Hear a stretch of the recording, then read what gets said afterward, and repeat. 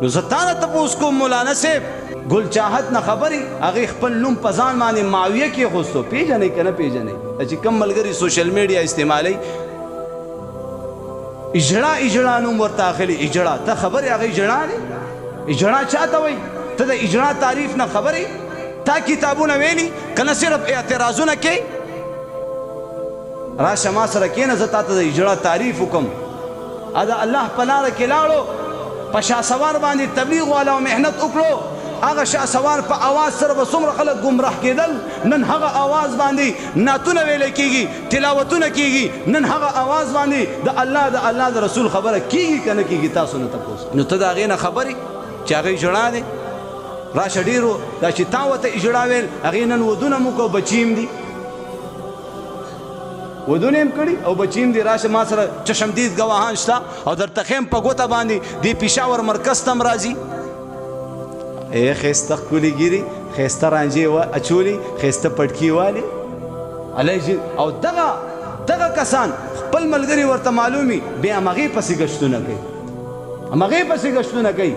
که دا ستا فیلډ ته درغلی وی دا ستا جومات ته او مدرسې ته درغلی وی بیا به چې کوم دی د خپل پرچار دپاره او خپل نوم مخکې بوتللو دپاره به دې بیا دې ویډیوګانې هم کولې او بیا به دې زما عزتمندو د خپلې عقیدې پرچار دپاره بیا به دې دا استعمالولې بیا به دې دا خبره نه کولې چې یاره دا اجړا په تبلیغ کې تلل جایز نه دي عام سړو سره تبلیغ والاو سره دا څنګه چې کوم دی میل میلاپ کوي خیال مو دی که تبلیغ والاو له دې الله اجر عظیم ورکي ګل چاحت په الله قبول کو څومره زما عزتمندو نوجوانان به ګمراه کول او په سټیج باندې به ګډېدله هغې ته خو نفع وه هغې ته خو سهولت و د هغې خو پکې مزه وه نن چې د الله دین ته هغې غاړه کېښوه تا پې اختلافات شروع کو تا پې اعتراضات شروع کو زه جومات ته سړی راولم زه الله ته ودرومه او چې کله هغه جومات کې لږ ګډوډ ولاړي وایي دا مونځ به څوک ستا غونته کې کوي دلته پې اعتراض وکړي نو هغه غریب خو ګډوډ راغلی هغه مونځ واپس پرېږدي واپس ګمراه شي نو یاد ساته که دې واپس دا خپل فیډ اپناو کو واپس زما عزتمندو په خپله لار باندې راغی قسم په رب العالمین ته په دې ګناه کې 100% هغه سره برابر بیا زما عزتمندو دغه معاویه نوم دی اوس په 4 میاشتو کې چلیږي کمال دی که نه کمال دی که نه دی دې له به هم چا جړلي که نه دې له به هم زما عزتمندو چا جړاګانې کړي که نه دې پسې به هم چا ګشتونه کړي که نه بل ورسره شاه ولی الله ګرځي هغه هم مخکې زما عزتمندو دغه غلط فیلډ والا و هغه داسې ډېر زما عزتمندو ګلوکاران الله باندې قبول کو غریبانانو ورپسې څومره ګشتونه کړي دي څومره یې ولې د الله نه غوښتلي دي نن ستا په یو اعتراض باندې قسم په رب العالمین هغه د خپله لاره پرېږدي چې مړه دا خلک خو په یو کې هم څوک نه پرېږدي وایي هر څه بورو خو عادت نه بورو هغه غریب په تبلیغ کې تللی نو امیر صاحبان ورله لګی دی زور کوي یا چې کوم دی چا باندې خدمت کوي یا خپله لګی دی څه ټماټر وغیره نو ځان له هرې خبرې ټیک ټاک جوړوي او ویډیو کوي وی هر څه برو خو عادت نه برو نو دکې خو خپل عادت شته که نه خپل عادت شته خو ورو به اوړي چې زما عزتمندو یو پیر صاحب دی هغه له مریدان بار بار راځي یاره جي روزانه دا چپړې ګډوډېږي دا څوک ګډوډوي یو چپړه په یو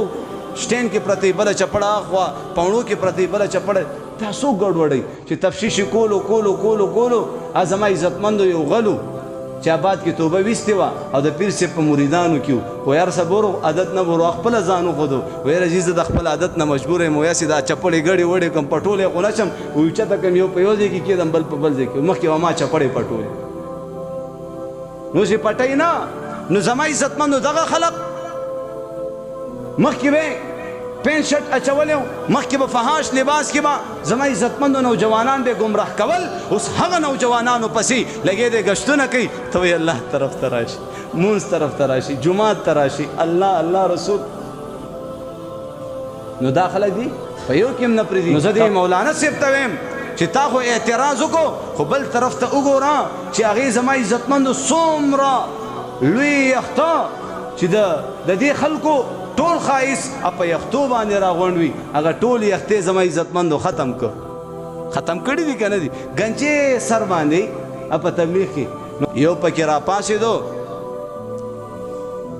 وای مړه تبلیغ کې به وخت ولګئ او چې راشي ملا به ورته د سړي زوی نه ښکاري بیا هغې له هم جواب ورکوم من خو مخکې خلکو ته د سړو بچي نه ښکارېدلو مخکې زمانه کې چې کله تبلیغ والا نه او د تبلیغ محنت نه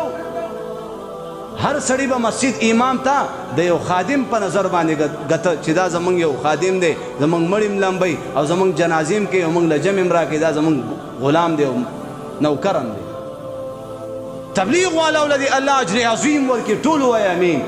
چې زما محترمو دې خلقو ته دې زما عزتمندو عوامو ته کوڅه په کوڅه هر بچي ته د عالم